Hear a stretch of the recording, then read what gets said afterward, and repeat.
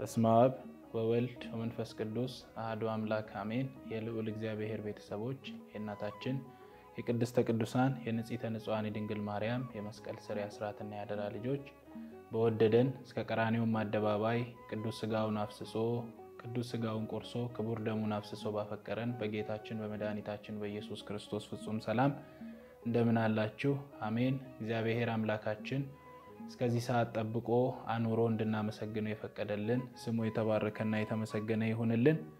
እንግዲህ አሁን ያለንበት ወቅት ዘመነ ጽጌ ወይም የአበባ ጊዜ በመባል የሚታወቅ ነው ማለት ነው። በዚህ ጊዜ በኢትዮጵያ ኦርቶዶክስ ተዋሕዶ ቤተክርስቲያን የጌታችን የመድኃኒታችን ኢየሱስ ክርስቶስን ስደት የእናታችን የቅድስት ድንግል ማርያምን ስደት እያሰብን እግዚአብሔርን የምናመሰግንበት ወቅት ነው። እንግዲህ የትምህርታችን መነሻ የሚሆነው ትንቢተ ኢሳይያስ ምዕራፍ 19 ቁጥር 1 ላይ የሚገኘውን ቃል በማንሳት ይሆናል። እነሆ እግዚአብሔር በፈጣን ደመና ሆኖ ወደ ግብጽ ይመጣል ይለናል። እንግዲህ የትምህርታችን ዋና ዓላማ የሚሆነው ጌታችን መድኃኒታችን ኢየሱስ ክርስቶስ ለምን ተወለደ፣ ለምን ተሰደደ፣ ወደ ግብጽ መሰደድ ለምን አስፈለገው የሚለውን መረዳት ይሆናል ማለት ነው። ይህንን ታሪክ በአዲስ ኪዳን የምናገኘው የማቴዎስ ወንጌል ምዕራፍ 2 ከቁጥር 1 ጀምሮ ይሆናል ማለት ነው። የማቴዎስ ወንጌል ምዕራፍ 2 ከቁጥር 1 ጀምሮ ኢየሱስ በይሁዳ ቤተልሔም በንጉስ ሄሮድስ ዘመን በተወለደ ጊዜ ብሎ ይጀምራል ማለት ነው። እንግዲህ ጌታችንና መድኃኒታችን ኢየሱስ ክርስቶስ እንደማንኛውም ሕፃን እንዲሁ ተወለደ ብለን የምናልፈው አይሆንም ማለት ነው። በክርስትና በኦርቶዶክስ ተዋሕዶ ቤተክርስቲያን ጌታችን መድኃኒታችን ኢየሱስ ክርስቶስ መምጣቱ መወለዱ የአዳም ተስፋ፣ የነቢያት ተስፋ፣ የቅዱሳኑ ተስፋ፣ የመዳን ተስፋ መጀመሩን መበሰሩን የብስራት መጀመሪያ መሆኑን የምንረዳበት የክርስቶስ የጌታችን የመድኃኒታችን የኢየሱስ ክርስቶስ መወለድ ነው ማለት ነው። እንግዲህ ጌታችን መድኃኒታችን ኢየሱስ ክርስቶስ የአዳምን ተስፋ ሊፈጽም አዳምን ሊያድን የሰው ልጆችን ሁሉ ከኃጢአት ባርነት ነፃ ሊያወጣቸው ከባርነት ወደ ልጅነት ሊለውጣቸው ጉዞውን መጀመሩን የምንረዳበት ነው ማለት ነው። ስለዚህ የጌታችን የመድኃኒታችን የኢየሱስ ክርስቶስ መወለድ ለክርስቲያን ሁሉ ወይም ደግሞ እግዚአብሔርን ተስፋ ለሚያደርጉ ሁሉ የብስራታቸው መጀመሪያ፣ የመንገዳቸው መጀመሪያ፣ የድህነታቸው መጀመሪያ፣ የተስፋቸው ፍጻሜ የቅዱሳን ተስፋ መፈጸሙን የምንረዳበት ነው ማለት ነው። ስለዚህ ጌታችን መድኃኒታችን ኢየሱስ ክርስቶስ በቤተልሔም ይሁዳ ተወለደ ብሎ ማቴዎስ ይጀምራል ማለት ነው።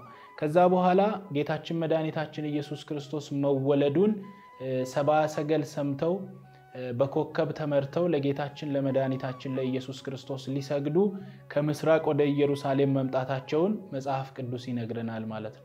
ወደ ኢየሩሳሌም እነዚህ ጥበበኞች ሰዎች እነዚህ ሰብአ ሰገል ለጌታችን ለመድኃኒታችን ለኢየሱስ ክርስቶስ ትንቢት መፈጸሙን የአዳም ተስፋ መከናወኑን ድህነት መጀመሩን ለማብሰር እነርሱ መጽሐፍት የተናገሯቸውን ከመጽሐፍት ያገኙትን በከዋክብት ወይም በብርሃን ኮከብ ተመርተው ወደ ኢየሩሳሌም ለጌታችን ለመድኃኒታችን ለኢየሱስ ክርስቶስ ሊሰግዱ መጡ ማለት ነው። ከዛ በኋላ ጌታችን መድኃኒታችን ኢየሱስ ክርስቶስ በተወለደበት በቤተልሔም ሊሰግዱ በመጡበት ሰዓት ንጉስ ሄሮድስ ለዚህ ሕፃን ልጅ ሊሰግዱ የመጡትን ሰብአ ሰገሎችን ሰብአ ሰገል ምን ይሉታል?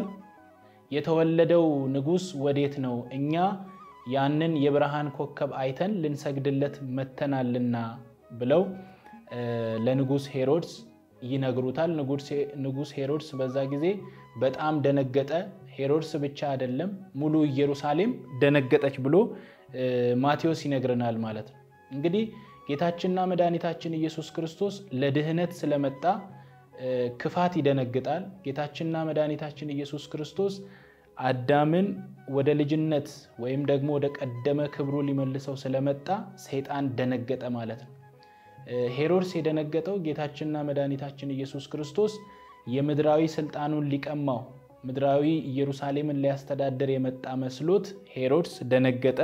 ሙሉ ኢየሩሳሌም ደነገጠች። ለምን? ጌታችንና መድኃኒታችን ኢየሱስ ክርስቶስ ሰላምን ወደ ምድር ስላመጣ ሰይጣን ወይም ደግሞ ክፋት ይደነግጣል። ጌታችንና መድኃኒታችን ኢየሱስ ክርስቶስ ፍቅር ስለሆነ ፍቅር ወደ ምድር ሲመጣ ጥላቻ ይደነግጣል። ጌታችንና መድኃኒታችን ኢየሱስ ክርስቶስ ብርሃን ስለሆነ ብርሃን ወደ ምድር ሲመጣ ጨለማ ይደነግጣል። ጌታችን መድኃኒታችን ኢየሱስ ክርስቶስ ሕይወትን ወደ ምድር ይዞ ስለመጣ ሞት ይደነግጣል ማለት ነው። እንግዲህ ሄሮድስ በጌታችን በመድኃኒታችን በኢየሱስ ክርስቶስ ይህ መሲህ ስለተወለደ በጣም እጅግ ደነገጠ፣ ፈራ። ሙሉ ኢየሩሳሌም ተንቀጠቀጠች። ለምን? በዚህ ምድር ላይ ያለውን መንግስት ጌታችን መድኃኒታችን ኢየሱስ ክርስቶስ ከሱ የሚቀማ መስሎት ሰማያዊውን ዓላማ ስለማያቅ ስለማይረዳ ሄሮድስ መደንገጡን መጽሐፍ ቅዱስ ይነግረናል። የጨለማ አሰራር መደንገጡን መጽሐፍ ቅዱስ ይነግረናል። እንግዲህ ሰላም ወደ ምድር ሲመጣ፣ ብርሃን ወደ ምድር ሲመጣ፣ ሕይወት ወደ ምድር ሲመጣ የሚደነግጠው ሰይጣንና ክፋት ውስጥ ያለ ሰው ወይም ደግሞ የክፋት አሰራር ሁሉ ይደነግጣል ማለት ነው። እንግዲህ ሄሮድስ እነዚህ ሰብአ ሰገል ለተወለደው ልጅ ልንሰግድ ከዋክብትን በብርሃን ኮከብን አይተን መተናል ሲሉት እጅግ እንደደነገጠ፣ በዚህም ብቻ እንዳላቆመ ጸሐፍትን፣ ፈሪሳውያንን፣ አዋቂዎችን፣ የኢየሩሳሌምን የሕዝብ ተወካዮች ሁሉ ቀረጥን የሚሰበስቡትን ሁሉ ሰብስቦ በአንድ ላይ ጥያቄ ይጠይቃቸዋል። ይህ መሲህ ይወለዳል የተባለው ሕፃን የት ይወለዳል ብሎ መጽሐፍትን የሚያውቁትን ሰዎች ጠየቃቸው። እነሱም መጽሐፍት የሚሉት በይሁዳ ቤተልሔም እንደሚወለድ፣ ያ መሲህ በይሁዳ ቤተልሔም እንደሚወለድ መጽሐፍት ይናገራሉ። እንግዲህ ሄሮድስ ጌታችንና መድኃኒታችን ኢየሱስ ክርስቶስ የአዳም ተስፋ፣ የአዳም ድነት፣ የአዳም ሕይወት ለአዳም ብርሃንን ሊያመጣ የመጣ ክርስቶስ እንደሚወለድ ከመጽሐፍት ሄሮድስ ያውቅ ነበር።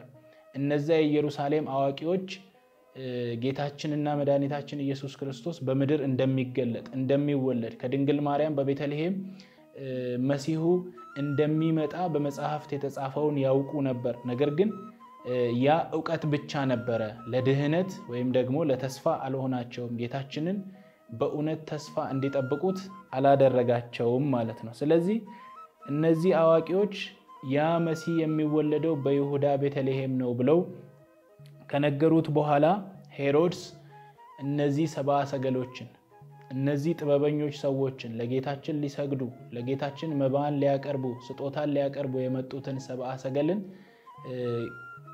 ይህ መች እንደተፈጸመ ይህ ኮከብ መች እንደታየ ጠየቃቸው። ከዛ በኋላ ሂደው ለሕፃኑ እንዲሰግዱ እንዲያጠኑ ስለ ሕፃኑ ሁሉን ነገር መረጃ ይዘው እንዲመጡ ሄሮድስም ደግሞ ለዛ ለተወለደው ሕፃን እኔም እሰግድለታለሁና ስትመለሱ ሕፃኑ ወዴት እንዳለ ሕፃኑ ወዴት እንደተወለደ የት እንዳለ ለኔ ንገሩ እንዳላቸው በዚህ የመጽሐፍ ክፍል ውስጥ እናገኛለን። እንግዲህ ሄሮድስ እውነትም ጌታችን መድኃኒታችን ኢየሱስ ክርስቶስ ለሕይወት መምጣቱን ለድህነት መወለዱን ብርሃንን ዓለም ላይ ለማስፋት ጨለማን ለማጥፋት ሞትን ሊያስወግድ ልጅነትን ሊሰጠን መምጣቱን አውቆ ሊሰግድለት ሳይሆን በምድራዊ መንግስቱ ሊገዳደረው የመጣ ንጉስ መስሎት፣ እውነት ነው እግዚአብሔር የሰማይ የምድር ንጉስ ነው። ነገር ግን ምድራዊ ኢየሩሳሌምን ሊገዛ ምድራዊ ኢየሩሳሌምን ሊያስተዳድር ሳይሆን የሰማያዊቷን ኢየሩሳሌም የሰማያዊቷን መንግስት በምድር ላይ ሊያቋቁም ድህነትን ሊያመጣ የአዳምን ተስፋ ሊፈጽም የነቢያትን ተስፋ ሊፈጽም ሞትን ሊሽር ሊያጠፋ ለዘላለም ሕይወትን በምድር ላይ እንዲሰፍን ሊያደርግ ጌታችን መድኃኒታችን ኢየሱስ ክርስቶስ እንደተገለጠ ሄሮድስ ስላላወቀ ምድራዊውን መንግስት የሚቀማው ስለመሰለው ሄሮድስ እጅግ ተጨንቋል ማለት ነው። በዚህም ዘመን ብዙ ሰዎች ስለ ገንዘባቸው ስለ ስልጣናቸው ሰዎችን የሚያጠፉ ሰዎችን የሚገፉ ብርን በመውደድ ወንድምን የሚገልበት ዘመን ላይ እንደደረስን ሁላችንም ይህንን ነገር የምንረዳው ነው ማለት ነው። ስለዚህ ሄሮድስ እነዚህን ሰብአ ሰገሎችን ሂዱና ለሕፃኑ ስገዱ፣ ስለ ሕፃኑ አጣሩ፣ እኔም እንድሰግድለት ኑና ንገሩኝ አላቸው። ከዛ በኋላ እነዚህ ሰብአ ሰገሎች ለጌታችንና ለመድኃኒታችን ለኢየሱስ ክርስቶስ በዚህ በብርሃናዊ ኮከብ ተመርተው ሄደው ሰገዱለት። መስገድ ብቻ አይደለም መባንም አቀረቡለት። ጌታችን መድኃኒታችን ኢየሱስ ክርስቶስ ለንግስናው ለንጽህናው ወርቅን አቀረቡለት። ጌታችን መድኃኒታችን ኢየሱስ ክርስቶስ ካህን ሊቀ ካህን ነውና ለክህነቱ ዕጣንን አቀረቡለት። በከበረች ሞቱ አዳምን የሚያድን እውነተኛ ንጉስ ነውና ከርቤን አቀረቡለት፣ ሰገዱለት። ጌታችንና መድኃኒታችን ኢየሱስ ክርስቶስ በልጅነቱ እውነተኛ አምላክ እንደሆነ ተረድተው ሰብአ ሰገል ለእርሱ መባን አቀረቡ፣ ስግደትን አቀረቡ ማለት ነው።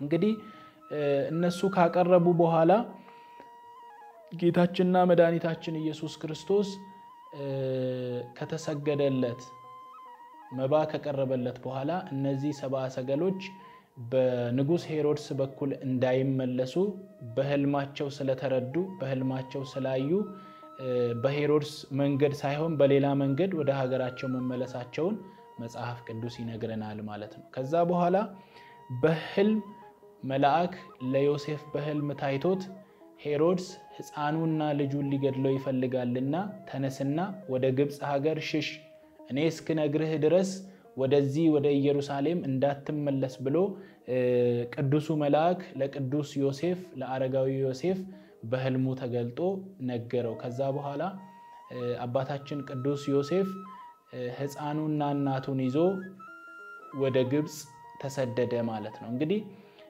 እግዚአብሔር በብርሃን ደመና ሆኖ በፈጣን ደመና ሆኖ ወደ ግብጽ ይመጣል የተባለው ትንቢት መፈጸሙን ማቴዎስ የጻፈልን ታሪክ ያስረዳናል ማለት ነው። እንግዲህ ጌታችንና መድኃኒታችን ኢየሱስ ክርስቶስ በፈጣን ደመና ሆኖ በእናታችን በቅድስት ድንግል ማርያም እቅፍ ሆኖ ወደ ግብጽ ወደ በረሃ እንደተሰደደ በዚህ ታሪክ ላይ እናገኛለን። ፈጣን ደመና የተባለች እናታችን ቅድስት ድንግል ማርያም ነች። በእቅፏ ጌታን ያቀፈች ጌታን አዝላ በበረሃ የተሰደደች እውነተኛ ፈጣን ደመና እመቤታችን ቅድስት ድንግል ማርያም እንደሆነች በዚህ መጽሐፍ ላይ እንረዳለን ማለት ነው። እንግዲህ እግዚአብሔር ወደ ግብጽ ይመጣል ተብሎ የተነገረው ጌታችን መድኃኒታችን ኢየሱስ ክርስቶስ በልጅነቱ ወደ ግብጽ እንደሚሰደድ ወደ ግብጽ በረሃ እንደሚሄድ ግብጽን እንደሚጎበኛት የሚያስረዳን ነው ማለት ነው። እንግዲህ እናታችን ቅድስት ድንግል ማርያም ክርስቶስን ይዛ ይህንን ሕፃን ይዛ ወደ ግብጽ ተሰደደች ስንል በጣም እጅግ ቀላል ሊሆንብን አይገባም። ለምን? በእቅፏ ያለው ያዘለችው ዓለማትን የፈጠረ ሁሉንም የሚያከናውን ሁሉንም የሚያደርግ ለጥያቄዎች ሁሉ መልስ የሆነ ሕይወትን በምድር ላይ የሚያሰፍን ሞትን የሚያጠፋ ሞትን በበትር የሚቀጠቅጥ እውነተኛ አምላክ እውነተኛ አዳኝ ጌታችን መድኃኒታችን ኢየሱስ ክርስቶስ ከሦስቱ አካል አንዱ የሆነ ወልድ ጌታችን መድኃኒታችን ኢየሱስ ክርስቶስ እንደሆነ መረዳት ያስፈልጋል። እንግዲህ ሁሉ በእርሱ የሆነው ክርስቶስ ወደ በረሃ ወደ ግብጽ ተሰደደ። ሁሉን የያዘውን የወለደች እናታችን ቅድስት ድንግል ማርያም ልጇን በእቅፏ ይዛ ልጇን እንዳይገሉባት ወደ ግብጽ በረሃ ተሰደደች። ሁሉን የያዘው ክርስቶስ በእናታችን በቅድስት ድንግል ማርያም እቅፍ ሆኖ ወደ ግብጽ ተሰደደ ማለት ነው። ከዛ በኋላ ሄሮድስ ክርስቶስን ማግኘት ስላልቻለ ከአንድ ዓመት በታች ከሁለት ዓመት በታች ያሉ 144,000 ሕፃናት በላይ የሆኑትን ደማቸውን አፈሰሰ። ክርስቶስን በዛ ሕፃናት ውስጥ አገኘው ይሆን በዛ ሕፃናት ውስጥ አንድ ላይ አጠፋው ይሆን በሚል ንጉስ ሄሮድስ እነዚያን በኢየሩሳሌም ዙሪያ ያሉትን ከሁለት ዓመት በታች የሆኑ ሕፃናትን ፈጃቸው ማለት ነው። ይህ ሁሉ ስልጣኔ ለምን ተነካ ወይም ደግሞ ንጉስ ተወልዷል ስልጣኔ ይወሰድብኛል የምድር አገዛዜን ልቀማ ነው በሚል ሰበብ ነው ማለት ነው። ብዙዎች በዚህ ዘመን ስለ ስልጣናቸው ሰዎችን የሚያጠፉ ስለ ገንዘብ ብለው ሰዎችን የሚያስለቅሱ ድሃዎችን የሚያስለቅሱ ብዙ ሰዎች አሉ ማለት ነው። እንግዲህ ሄሮድስ ምንም የማያውቁት ሕፃናትን ደማቸውን አፈሰሰ።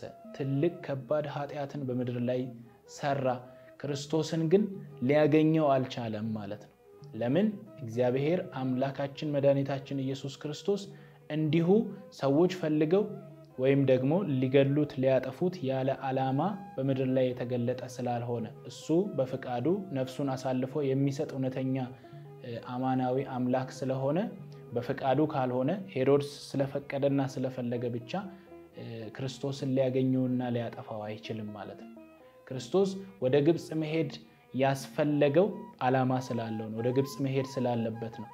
አምላክ ስለሆነ ዓላማ ስላለው ግብጽ ላይ ሊያከናውን የፈለገው ነገር ስላለ ወደ ግብጽ ተሰደደ። ሄሮድስ ግን ክርስቶስን አገኘዋለሁ ብሎ ትልቅ ኃጢአትን በምድር ላይ ሰራ። ሕፃናትን ምንም የማያውቁ ሕፃናትን ስለ ስልጣኑ ብሎ ስለ ገንዘቡ ጥማት ብሎ ስለሚያገኘው ክብር ብሎ ሕፃናቱን በምድር ደማቸውን አፈሰሰ። ክርስቶስን ግን ሊያገኘው አልቻለም ማለት ነው። እንግዲህ ክርስቶስ ለምን ወደ ግብጽ ተሰደደ የሚለውን ነገር ማየት በጣም አስፈላጊ ይሆናል ማለት ነው።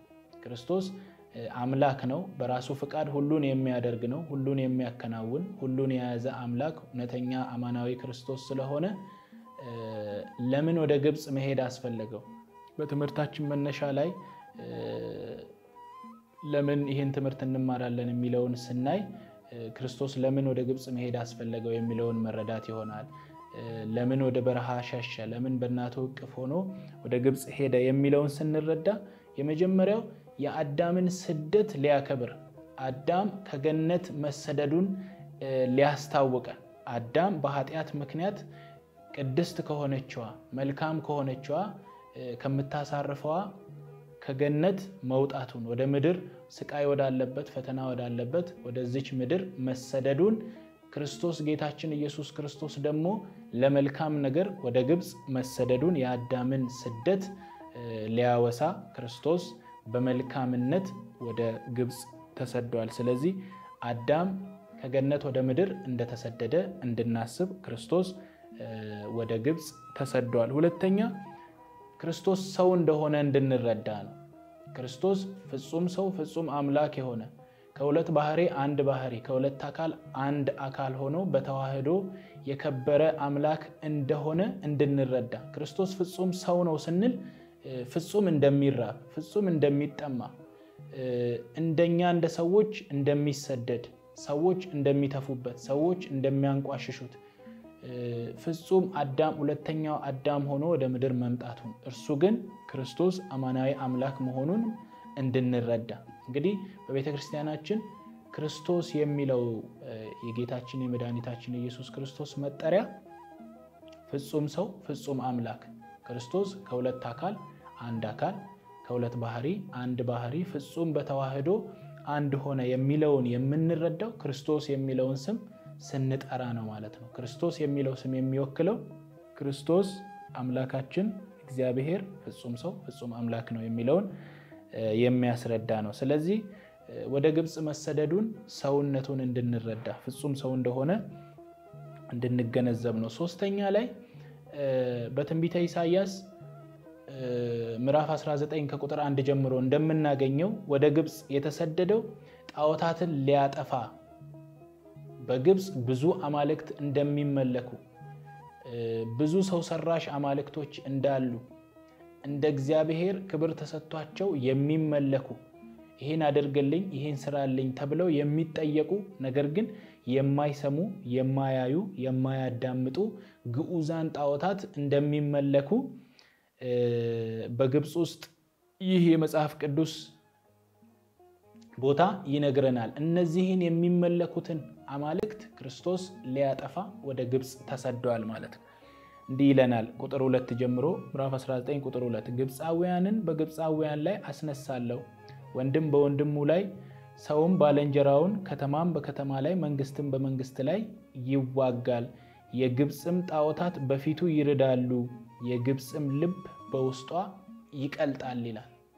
ክርስቶስ ወደ ምድረ ግብጽ ሲሄድ እነዚህ ጣዖታት እንደቀለጡ እነዚህን ጣዖታት የሚያመልኩ ሰዎች ልባቸው እንደቀለጠ እነዚህም ጣዖታት እንደፈራረሱ በዚህ በመጽሐፍ ቅዱስ ክፍል እናገኘዋለን። ስለዚህ ክርስቶስ ወደ ግብጽ እንዲሁ የሄደ እንዳይመስለን ልንረዳ ያስፈልጋል ማለት ነው። እነዚህን ጣዖታትን ሊያጠፋ አምልኮተ እግዚአብሔርን ሊያስፋፋ ሰዎች እግዚአብሔርን ብቻ እንዲያመልኩ ለእግዚአብሔር ብቻ ልባቸውን እንዲሰጡ ክርስቶስ በልጅነቱ ወደ ግብጽ ተሰደዋል። አራተኛ ላይ የቅዱሳንን ስደት ሊያከብር በክርስቶስ ስም ስደት እንዳለ ክርስቶስን የሚከተል ክርስቶስን የሚያምን በዚህ ምድር ላይ ፈተና እንደሚገጥመው ስደት እንደሚገጥመው ለቅዱሳን ሊያስረዳ ስለዚህ ይህ የቅዱሳኑ ስደት በክርስቶስ እንደተጀመረ ክርስቶስን ያሳደደች ምድር ለቅዱሳኑ ወይም ደግሞ ክርስቶስን ላመኑ ሰዎች ለምእመናንም እንደማትመች በክርስቶስ ስም ስደት እንዳለ ይህ ስደት ደግሞ የከበረ ክርስቶስ ያከበረው ስደት እንደሆነ እንድንረዳ የቅዱሳንን ስደት ለማጠየቅ ክርስቶስ ጌታችን ወደ ግብጽ ተሰደዋል። ሌላው ዲያብሎስን ሊያባርር ወይም ደግሞ ዲያብሎስን እንዲሰደድ ሊያደርግ ወደ ግብጽ ክርስቶስ ተሰደዋል ማለት ነው። እንግዲህ ክርስቶስ በመሰደዱ ውስጥ የምናስበው ክርስቶስ ሕፃን ነው፣ ነገር ግን ሁሉን አዋቂ ነው፣ ሁሉን ገዢ ነው። እናታችን ቅድስት ድንግል ማርያም ክርስቶስን ይዛ ስትሰደድ ልጇን እንዳይገሉባት አንድ ልጇን እንዳይገሉባት ደሙን እንዳያፈሱባት ፈርታ ክርስቶስን አዝላ ሁሉን ቻይ የሆነውን ሁሉን ማድረግ የሚችለውን ክርስቶስን ይዛ ተሰዳለች። ምን ያክል እናታችን ቅድስት ድንግል ማርያም ልጄን እንዳይገሉብኝ ብላ ውስጧ እንደታመመ ውስጧ እንደፈራ ያ በረሃ ምን ያክል እንዳቃጠላት ልንረዳ ያስፈልጋል ማለት ነው።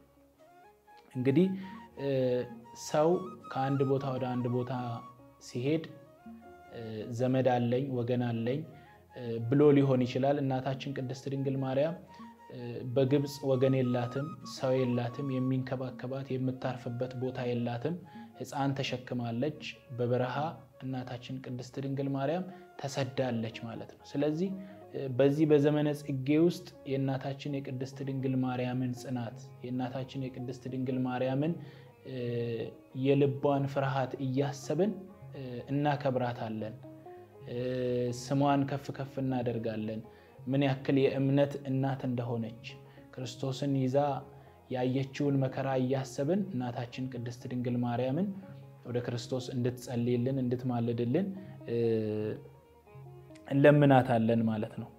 እንግዲህ ይሄ መከራ ወይም ደግሞ ይሄ ስደት በመጨረሻ ማብቂያው ሆኖ ከ3 ዓመት ከ6 ወር በኋላ ንጉስ ሄሮድስም በፈለገው መንግስት ወይም ሊገዛው በፈለገው መንግስት ላይ እንደፈለገ ሳይሆን ክርስቶስ መመለስ በሚፈልግበት ሰዓት ላይ ንጉስ ሄሮድስ ከሞተ በኋላ መልአኩ ለዮሴፍ ሕፃኑና እናቱን ሊገድል የሚፈልግ ንጉስ ሄሮድስ ሞቷልና እናቱና ይሄንን ሕፃን ክርስቶስን ይዘ ከስደት ተመለስ ብሎ ለአባታችን ለአረጋዊ ዮሴፍ መልአኩ ነግሮት ይህ ስደት አብቅቶ የግብጽ ጣዖታት ፈራርሰው የግብጽ ልቧ ረዶ የአዳም ስደቱ በክርስቶስ ታስቦ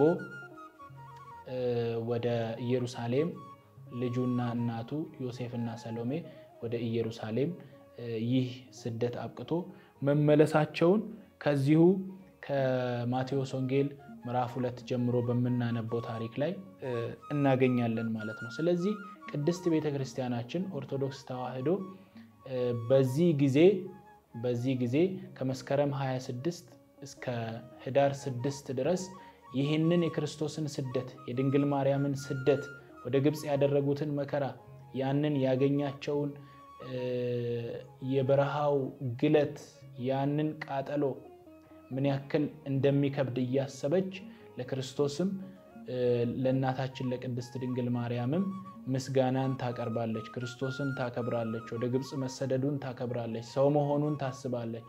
እናታችን ቅድስት ድንግል ማርያም ክርስቶስን ተሸክማ ያየችውን መከራ እያሰበች ቤተክርስቲያን በዚህ ወቅት ታደንቃለች፣ ምስጋናን ታቀርባለች። ክረምቱ አልፏልና አበቦች በምድር ላይ እጅግ ውብ ሆነዋል፣ ክርስቶስ ያንን አስፈሪውን ወቅት የክረምቱን ወቅት አሳልፈዋል፣ አሁን የአዝመራው ጊዜ ደርሷል እያለች ቤተክርስቲያን ለእግዚአብሔር በዚህ ወቅት ምስጋናን ታቀርባለች፣ እግዚአብሔርን ታመልካለች፣ እናታችን ቅድስት ድንግል ማርያምን ታከብራለች ማለት ነው። ሐዘናችን አድርገን ክርስቶስን ይዛ መሰደዷን እያሰብን እናታችን ቅድስት ድንግል ማርያም ወደ ክርስቶስ እንድትጸልይልን እንድትማልደን እኛም ወደ እርሷ እንጸልያለን ማለት ነው። ስለዚህ በዚህ ወቅት በቤተክርስቲያን በጾም ይታሰባል። ይህ ከሰባቱ የአዋጅ አጽዋማት በተለየ የፍቃድ ጾም፣ ፈቅደን ወደን የምንጾመው ጾም፣ ፈቅደን ወደን የምናስበው ወቅት አድርጋ ቤተክርስቲያን ልጆቿን ታስተምራለች። ልጆቿ ይህንን የክርስቶስን ስደት እንዲያስቡ ሐሳባቸው ሁል ጊዜ ወደ ክርስቶስ እንዲሆን ክርስቶስን እንዲያስቡ መከራውን፣ ስደቱን፣ ጭንቀቱን የእናታችን መከራዋን፣ ስደቷን፣ ጭንቀቷን ዮሴፍንም ሰሎሜንም እያሰበች ቤተክርስቲያን በምስጋና በዚህ ወቅት በቤተክርስቲያን የምትገኝበት ወቅት ነው ማለት ነው። ስለዚህ ክርስቶስን የምናስብበት ወቅት ስለሆነ የክርስቶስን ስደት እያሰብን የእናታችን የቅድስት ድንግል ማርያምን ጭንቀቷን፣ ስደቷን፣ ያገኛትን መከራ እያሰብን ወደ እግዚአብሔር ምስጋና እናታችን ቅድስት ድንግል ማርያምንም እንድናመሰግን ቤተክርስቲያን ታዛለች፣ ልጆቿን ታስተምራለች ማለት ነው። እኛም ይሄን ተረድተን በዚህ ወቅት በቤተክርስቲያን ተገኝተን እግዚአብሔርን እንድናመልክ እናታችን ቅድስት ድንግል ማርያምን እንድናስባት፣ እንድናከብራት፣ ለእግዚአብሔር ምስጋና እንድናቀርብ፣ የእግዚአብሔርን ዓላማ እንድንፈጽም፣ እግዚአብሔርን እንድናስብ፣ መወለዱ ለድህነት እንደሆነ፣ መምጣቱ ለመልካም ነገር እንደሆነ፣ ብርሃንን በምድር ላይ ለማስፋት፣ ሕይወትን ለማምጣት፣ ጨለማን ለማጥፋት፣ ሞትን ለማጥፋት እንደሆነ ክርስቶስ መገለጡን እያሰብን የክርስቶስን ስደት በቤተክርስቲያን ሆነን እንድናከብር እግዚአብሔር አምላካችን ይርዳን። ያስተማረን፣ የመከረን፣ የገሰጸን የአባቶቻችን አምላክ እግዚአብሔር ስሙ የተመሰገነ ይሁንልን።